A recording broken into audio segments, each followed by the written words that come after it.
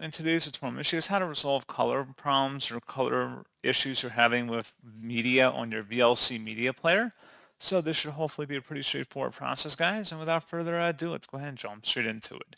So first thing I recommend trying would be to open up VLC Media Player and select the Tools tab at the top, and then go down and select Preferences. Select the Video tab at the top here, and underneath Output, click the drop down.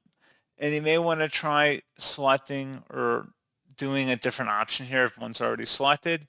If you're using YUV video output, you might just want to switch to automatic or try a different option here. If that is not resolving the issue, you may want to disable hardware accelerated decoding. And the way in order to do that would be to close out of here, select the Tools tab, and then select where it says Effects and Filters, and then go underneath where it says Video Effects at the top.